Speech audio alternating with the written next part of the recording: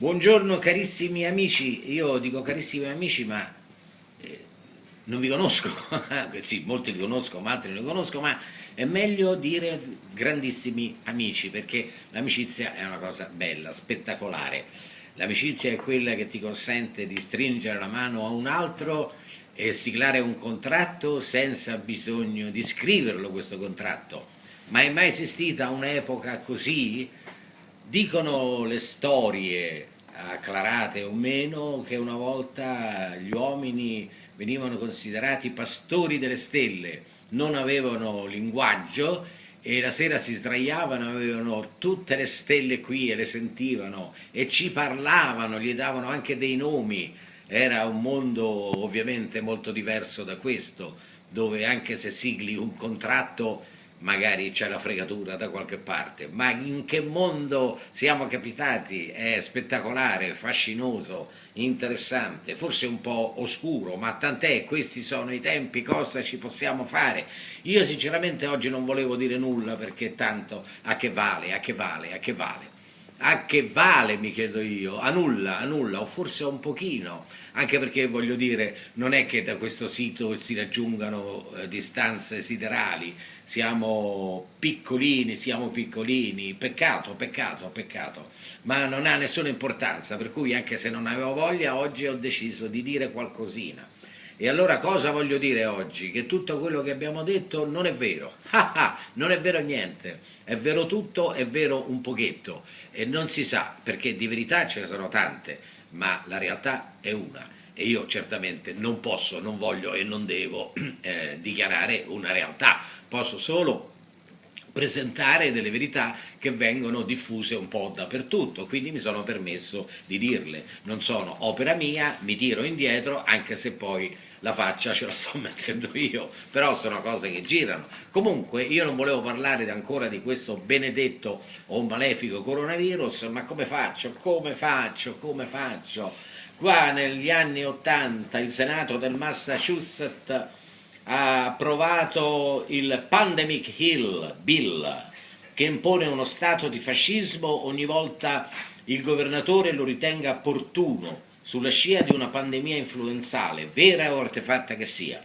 Questa legge autorizza i commissari medici statali, le forze di polizia e il personale sanitario a vaccinare la popolazione, violare la proprietà privata anche senza permessi, mettere in quarantena le persone contro la loro volontà, arrestare senza un mandato chiunque, secondo un ufficiale di polizia, abbia violato un'ordinanza di isolamento o quarantena, incarcerare o multare chiunque violi le suddette norme.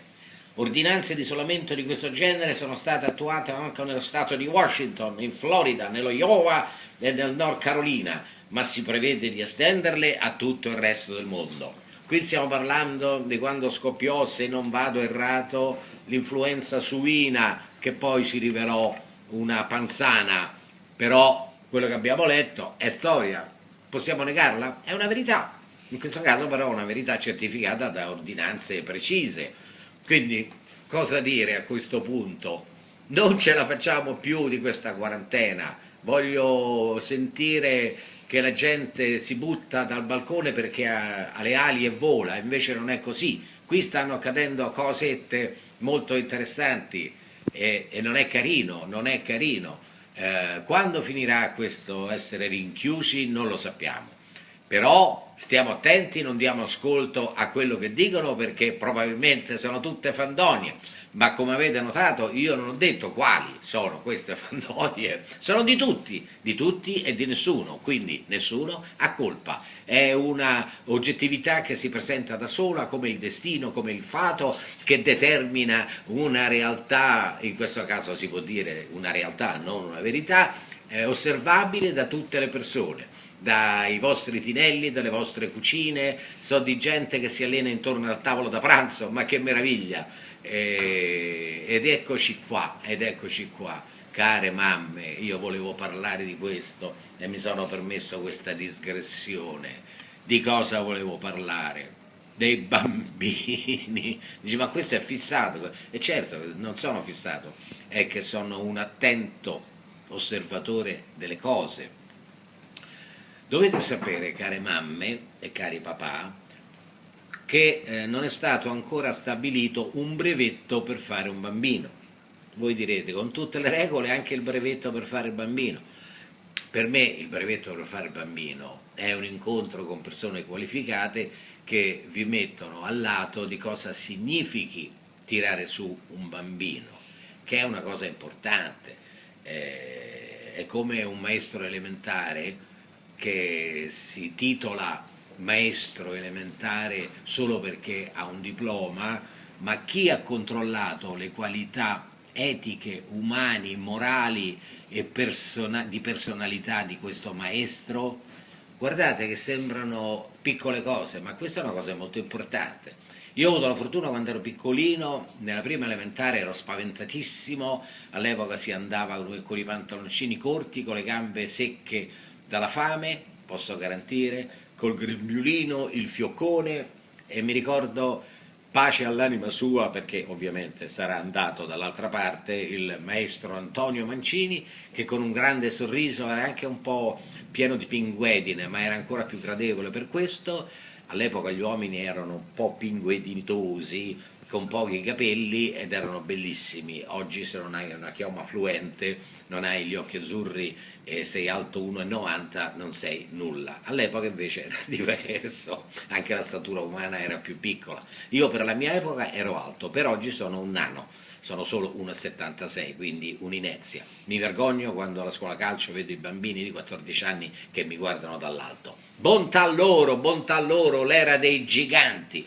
E questo Antonio Mancini, maestro benedetto della scuola, ci guardò con un sorriso e ci disse: cari bambini, noi dobbiamo passare 5 anni insieme, ma io userò la poesia per insegnarvi anche la matematica e le favole, quindi state tranquilli. Grazie Antonio, grazie, ti ringrazio tantissimo.